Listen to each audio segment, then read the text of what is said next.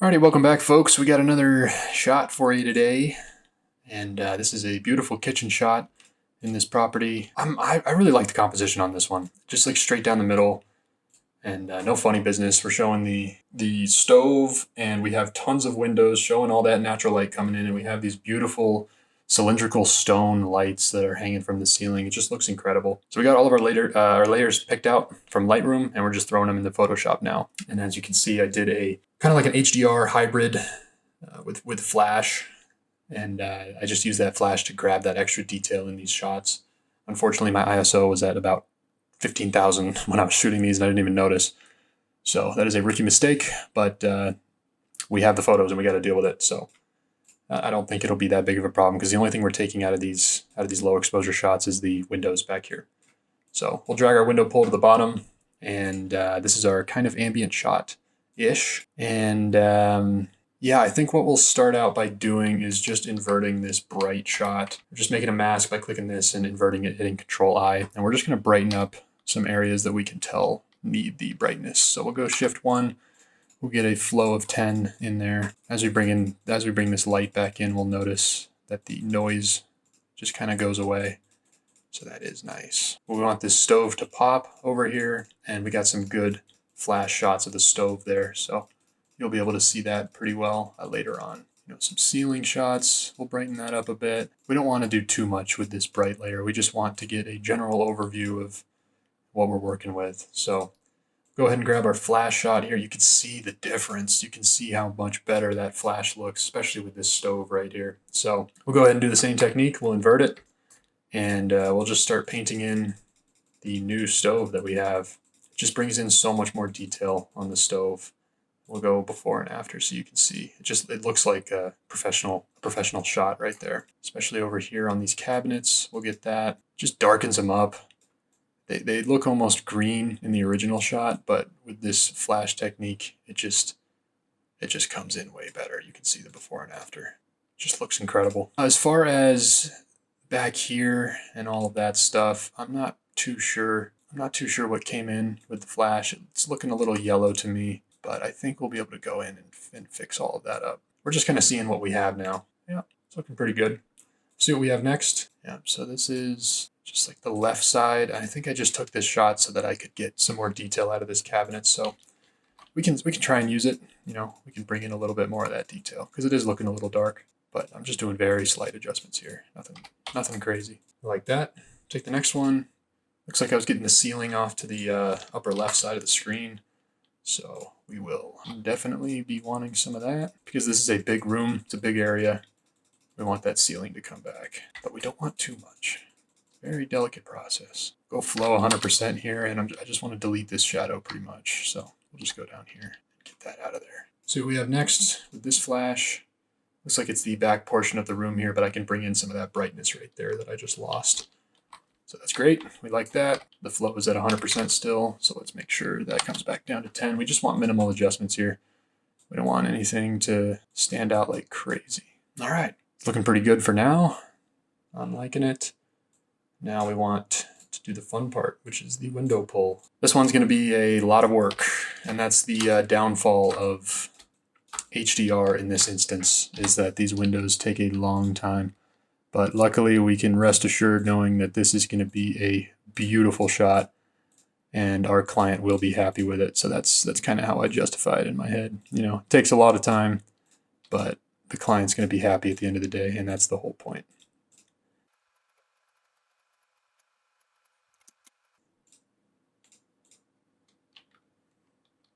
I just made quite a mistake. I was clicking too fast and I ended up double clicking, and that just selected the whole thing. So if you guys know a way to get around that, if I can just remove this double click that I just did and keep editing, let me know, because I just spent all this time scrolling around there. But yeah, oh well, we'll just deselect and we'll start over.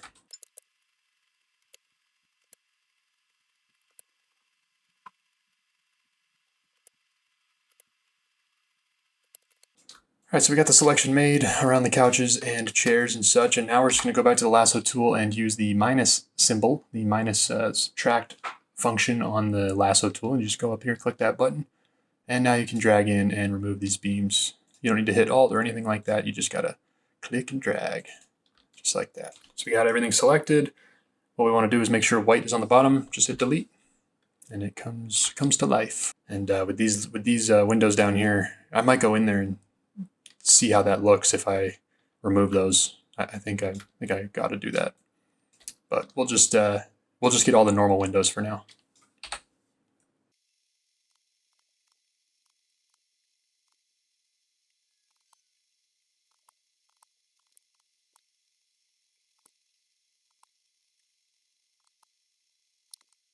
Oh my goodness, that scared the crap out of me. I just spent so much time doing this, tracing out all that. But if you hit the lasso tool and try to add another mask in there, it'll take away everything. So I really just thought I lost it all, but I didn't. So praise God. We're gonna delete this, and we'll come back to all this stuff later. But I'm gonna go down here and clean that up. All right, we got all that figured out.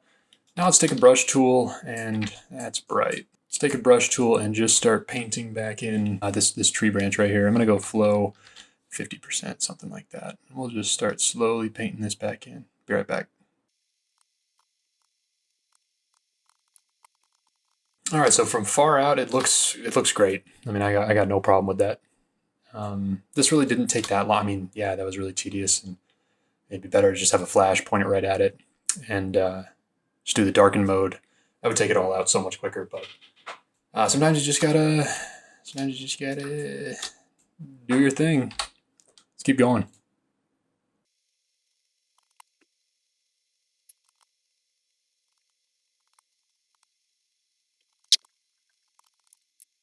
All right, we got all the windows figured out, at least the physical windows. Now we got to go in and get these reflections here, because I'm going to test it beforehand. We'll just select this one really quickly and see if it's actually worth going through and doing all that. I think it is. I think it is worth it, because it doesn't look natural with just these being normally exposed and then these not being exposed. So what I might do, since there's a lot of blue reflecting through here, I might just select this whole thing and bring down the saturation layer later. That's what I meant to say. Too much Photoshop. Anyway, I will be back. Yeah, so it is looking really blue. And just doing that first part, that first pass through, I'll go in and clean all that stuff up. But I think that saturation trick is going to work pretty well. So I'm going to keep charging ahead. Okay, what I'm actually going to do is duplicate this layer, because there are things that I want to do on this that I don't want to do on this. So what I might do here is I might just go through with a brush, hardness 100%, flow 100%, and subtract. I already have this layer. That layer is good, but I'm just going to subtract this stuff from the second layer. And I think that should work if I do it that way. All right, so you can see now I've separated these layers from one another. So I'll need to go in and delete this. One sec. All right, now they are isolated. I'm just gonna label this as counter. I'm not gonna worry about this down here. It's too small. I don't think anyone will notice. No one will even notice what I'm doing here, but whatever. So we could bring down the opacity. That would soften the actual saturation that's in here. You can see it's already matching quite well. So I think that did it. I mean, I don't think there's much else to do, if I'm being honest. So what we'll do now is we'll just group these layers together so that they're all just in one thing. And now we can do actual adjustments on these layers. Honestly, we can just bring the opacity down a little bit. That's a good start. Again, these are now matched as far as color is concerned. So they're basically the same thing in my opinion. If we bring the opacity down, it lightens up that saturation that we're seeing, this like deep blue sky. Yes, the blue sky is very nice to look at, but that looks unnatural. It looks like we're on an alien planet. So we'll start making it look more like reality here. And what else could we do?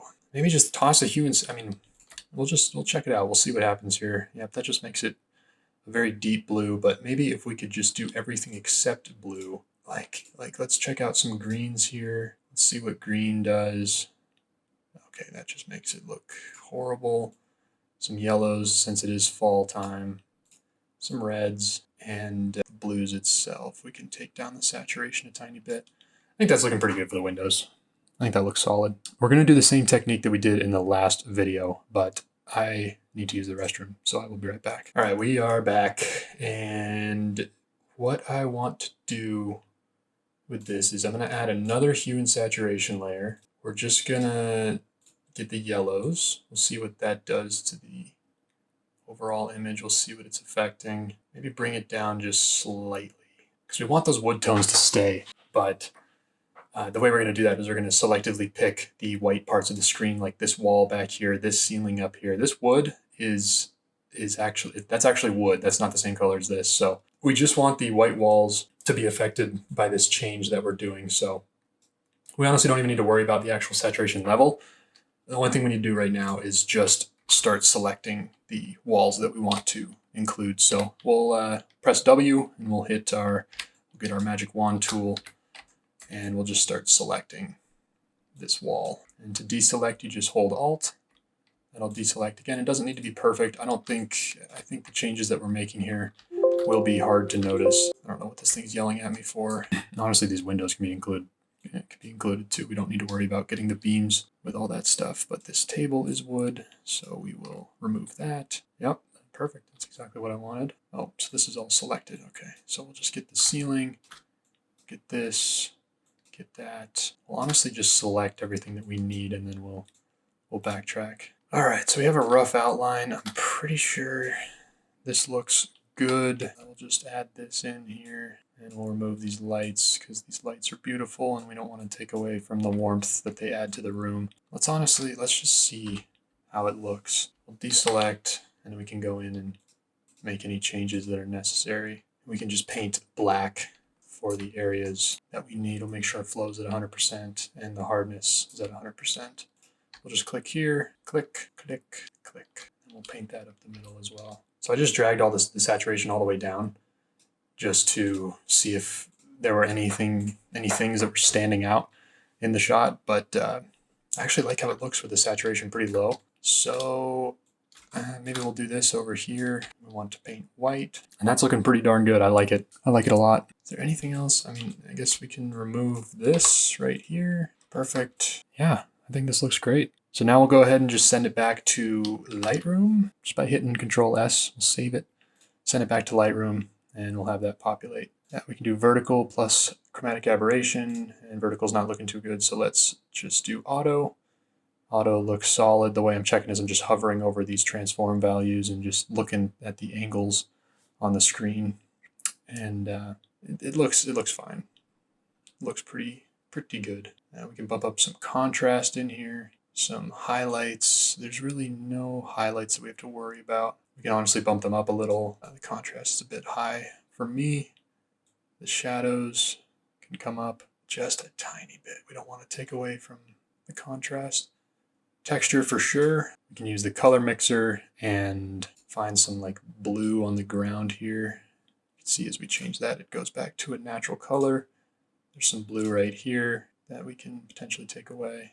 Not too much. This thing right here kind of takes away from the sky when I do that, but I don't want that just popping out in the frame. I think that's good. That's good for the time being. We'll bump up the sharpening and the noise reduction. We'll bring that up a little bit as well, just so everything looks smooth. And that's a great looking photo. So yeah, here's the before, just the ambient shot. This is just the normal ambient shot that we got. And using the flash and the HDR, we ended up with this as our final product. Just a beautiful shot, beautiful home.